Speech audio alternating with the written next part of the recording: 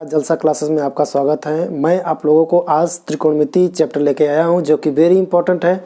9वीं class के student, 10वीं class के student, CBSE board, UP board और विभिन्न प्रकार के एंट्रेंस एग्जाम के लिए जैसे UP TET, C TET, state level के लिए जो कि त्रिकोणमिति वेरी इंपॉर्टेंट है, जो कि मैं आपको लेके आया हूँ। आइए देखते हैं त्रिकोणमिति, ट्रिग्नोमेट्री, त्रिकोणमिति या ट्रिग्नोमेट्री, त्रिकोणमिति या ट्रिग्नोमेट्री। यहाँ पर लिखा है त्रिकोणमिति या ट्रिग्नोमेट्री। ट्री का मतलब होता है तीन, ट्री का मतलब होता है तीन। गोनो या गौन का होता है भुजा, गोनो का मतलब होता है भुजा। मेट्रियन का मतलब होता है माप, मेट्रियन का मतलब होता है माप। इस प्रकार ट्रिग्नोमेट्री का अर्थ हो गया है तीनों भुजाओं की माप, तीनों भुजाओं की माप। त्रिकोणमिति में जनरली हम यही तीनों भुजाओं की माप ज्ञात करते हैं। जनरली त्रिकोणमिति में तीनों भुजाओं की ही माप ज्ञात करते हैं। ये त्रिकोणमिति का मतलब क्या हो गया है? एक त्रिभुज की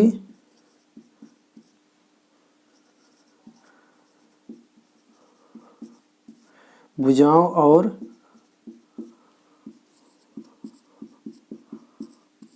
कोणों के बीच का अनुपात ज्ञात करना।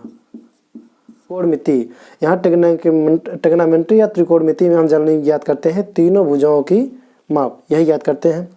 यहाँ पर हम त्रिभुज का नाम ले लिए हैं, तो त्रिकोणमिति में हम ऐसे चित्र बनाएंगे। ये होता है, इसका जो कोण होता है, ये कोण है 90 अंश से छोटा है, तो इसे बोलेंगे न्यून कोण, इसे बोलेंगे न्यून कोण त्रिभुज, इसे बोलेंगे न्यून कोण त्रिभुज।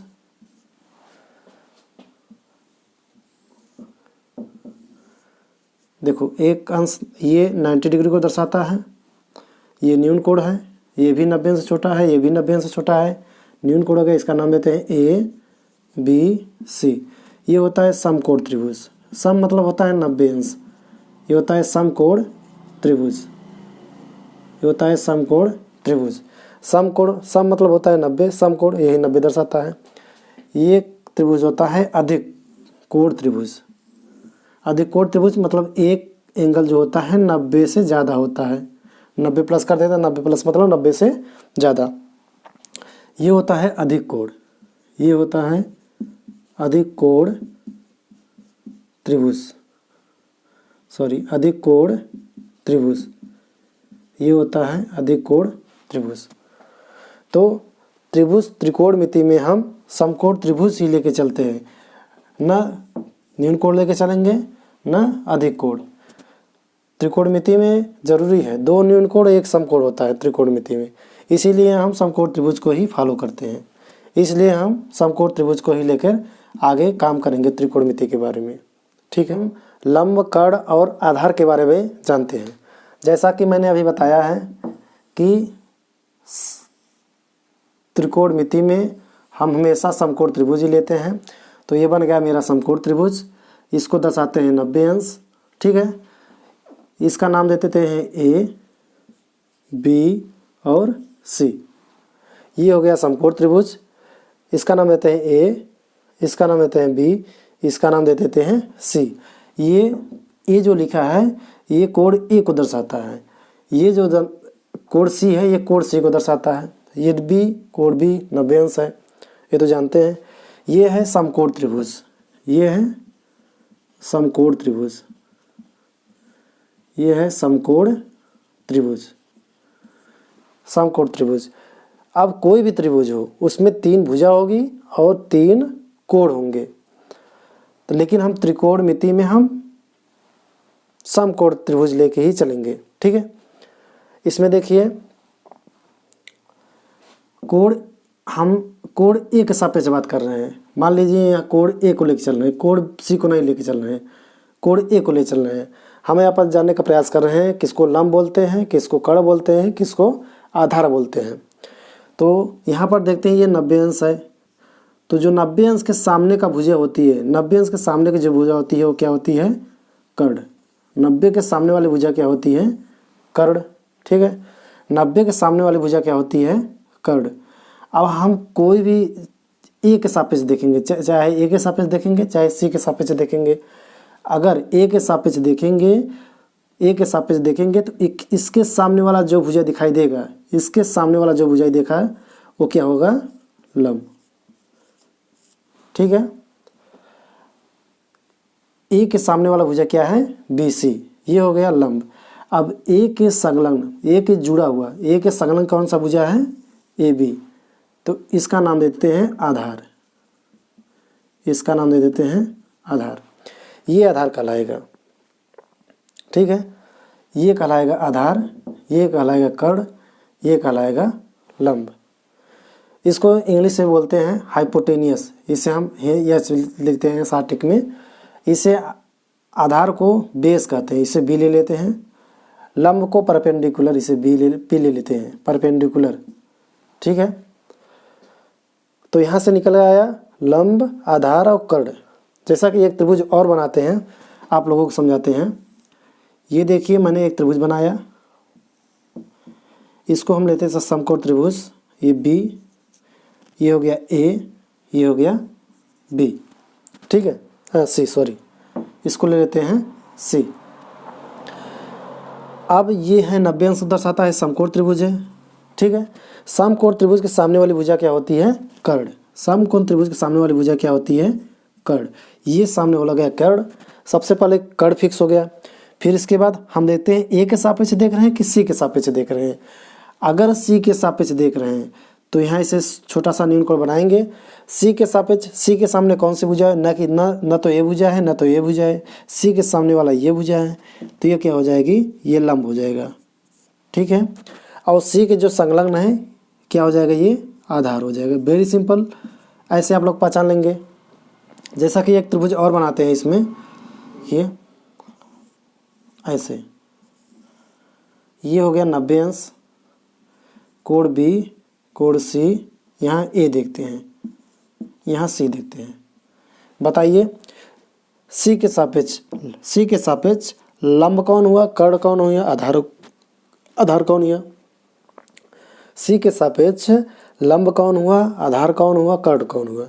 देखिए वेरी सिंपल, ये 90 अंश है, ये 90 अंश का दर्शाता है। 90 अंश के सामने कौन सी भुजा होगी? कर्ण हो जाएगी, ये कर्ण हो गया। फिर कोण C के सापेक्ष पूछे, कोण C के सामने कौन सा भुजा पड़ रहा है? AB, ये हो जाएगा लंब हो जाएगा। और BC, C के संलग्न कौन सा हुआ है? BC, ये हो जाएगा भुजा आधार BC। ऐसे मापेंगे। ठीक है, जैसा कि आप लंब, आधार, कर्ण के बारे में जान चुके होंगे।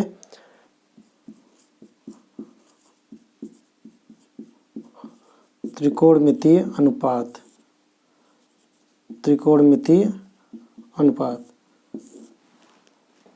जैसा कि यहाँ पर ये समकोण त्रिभुज बना हुआ है, जैसा कि मैंने चर्चा किया है अभी, ये समकोण त्रिभुज है, इसका नाम देते हैं B, इसका नाम देते हैं C। ठीक है, ये है समकोण त्रिभुज। इसमें लंब, आधार, कर्ण पहचानना बहुत आसान हो गया, मैंने अभी बताया है। इसमें देखिए 3 भुजा है। 3 भुजा कौन कौन सी है?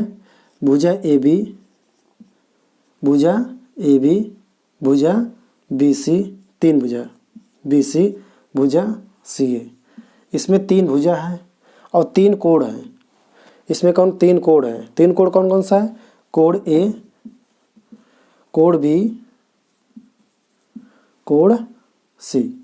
इसमें 3 भुजा है और 3 कोण है। 3 भुजा AB, BC और CA। 3 कोण, कोण A, कोण B, और भुजाओं का अनुपात उनके न्यून कोणों के सापेक्ष जो होता है उसी को हम बोलते हैं त्रिकोणमितीय अनुपात। यहाँ पर 3 भुजा है, AB, BC और CA, या 3 कोण।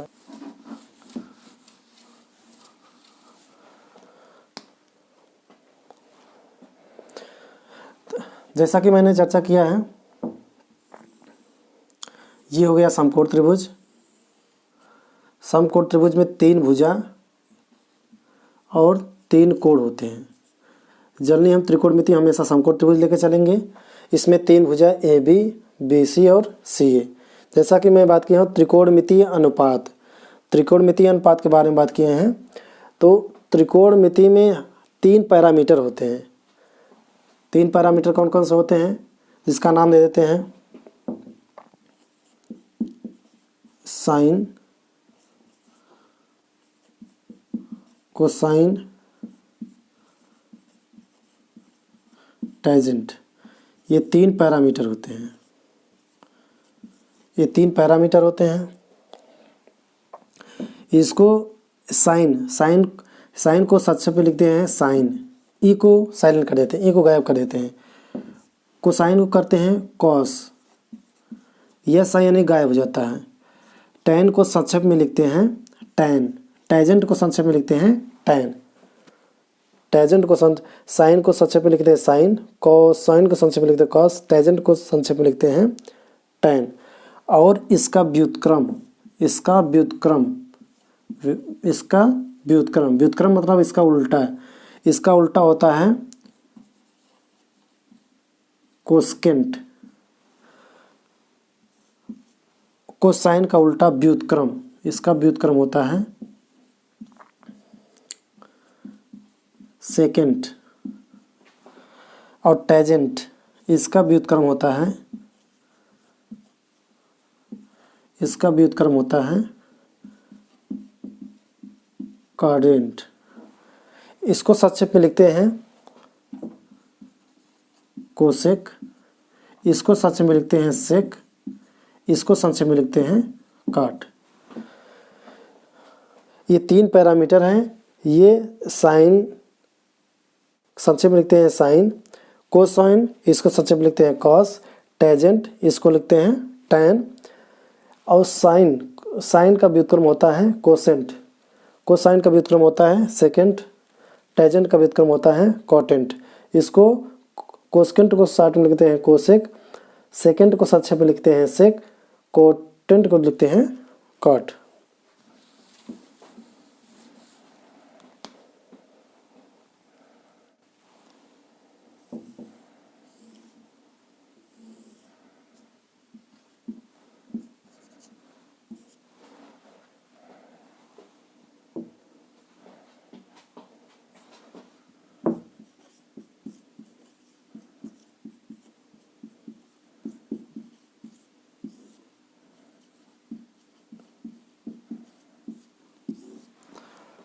हाँ दोस्तों, जैसा कि मैंने समकोण त्रिभुज बनाया है यहाँ पर ए बी सी समकोण त्रिभुज है।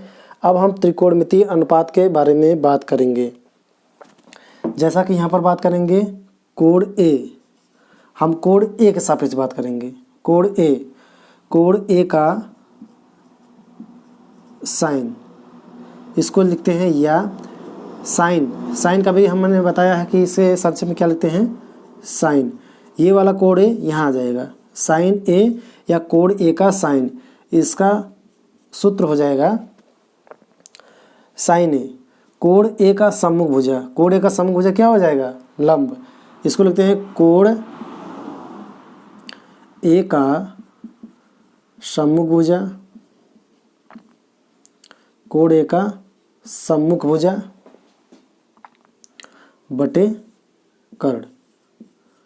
बताइए कोण ए का सम्मुख भुजा क्या है इसमें बी सी, कोण ए का सम्मुख भुजा क्या है बी सी बटे कर्ण इसमें क्या है बता दिए हैं। 90 अंक सामने भुजा क्या होती है कर्ण, इसका नाम होते हैं ए सी। बताइए कोण ए के सापेक्ष ये क्या हो जाएगा, ये हो जाएगा लंब बटे कर्ण क्या हो जाएगा ए सी क्या हो गया कर्ण क्यों हुआ, क्योंकि 90 अंश के सामने जो होती है भुजा होती है कर्ण होती है। अब कोण ए का कोसाइन या कोसाइन को शॉर्ट में क्या लिखे हैं कॉस ए, का से क्या होता है कोण ए का संलग्न भुजा, कोण ए का संलग्न भुजा बटे कर्ण। कोण ए का संलग्न भुजा क्या है, कोण ए लिए है, कोण एक संलग्न मतलब सटा हुआ, लगा हुआ मतलब सटा हुआ। कोण ए का संलग्न भुजा क्या है, ए बी, यहाँ देते नाम दिए हैं ए बी बटे कर्ण क्या हुआ ए सी। कर्ण हमेशा फिक्स है, इसमें कर्ण क्या है ए सी। तो ए बी का नाम क्या देते हैं, कोण ए के सापेक्ष तो लंब हो गया था, कोण ए के सटा हुआ क्या है ए आधार, तो इसका नाम देते हैं ये हो गया आधार ए सी। ए सी क्या हो जाएगा इसमें कर्ण, ये हो गया कर्ण। इसी प्रकार कोण ए का टैजेंट, कोण ए का टैजेंट या टैन ए, सच में टैजेंट को टैन ए लिखते हैं, इसे लिखते हैं कोण ए का सम्मुख भुजा, कोण ए का सम्मुख भुजा बटे कोण ए का संलग्न भुजा, कोण ए का संलग्न भुजा बराबर कोण ए का सम्मुख भुजा। कोण ए का सम्मुख भुजा क्या है बताइए बी सी, कोण ए का सम्मुख भुजा क्या है बी सी। कोण ए का संलग्न भुजा क्या है ए बी। ये तो कर्ण हो गया ना, कर्ण इसलिए हो गया क्योंकि 90 के सामने जो भुजा होती है वो कर्ण होती है। तो बी सी, बी सी क्या हो गया यहाँ पर लंब बटे ए बी क्या हो गया यहाँ पर आधार, ये आधार हो गया। ठीक है, इसी प्रकार कोण ए का कोसेकेंट भुजा, कोसेकेंट, कोण ए का कोसेकेंट या कोसेक ए बराबर होता है। अब हम बता दिए हैं अभी पिछले क्लास में कि साइन ए का व्युत्क्रम होता है कोसेक, कोसेक ए का व्युत्क्रम होता है साइन।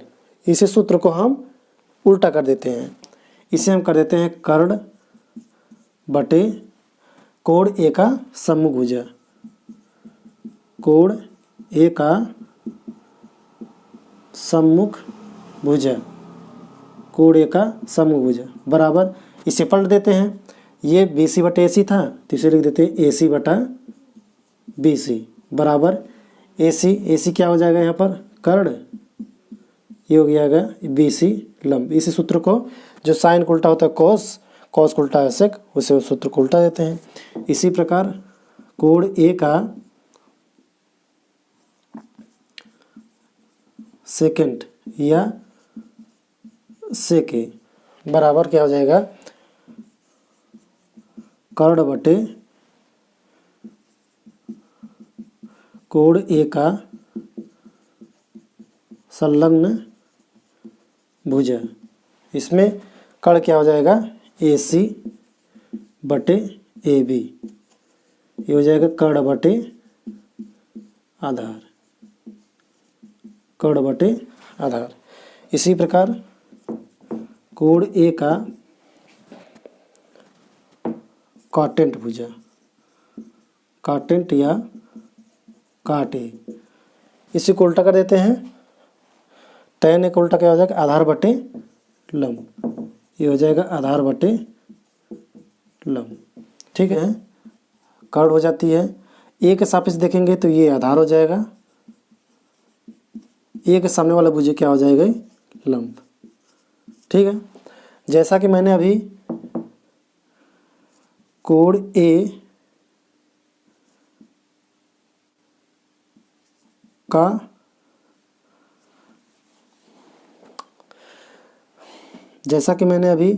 साइन ए बराबर पढ़ा है लंब बटे कर्ण, और कास ए को पढ़ा है आधार बटे कर्ण। अब इसमें लंब क्या हो जाएगा बी सी बटे कर्ण क्या हो जाएगा ए सी। ठीक है, आधार इसमें क्या हो जाएगा ए बी, कर्ण क्या हो जाएगा ए सी। इसमें हम सूत्र निकाले हैं टैन ए, टैन ए बराबर क्या हो जाएगा लंब बटे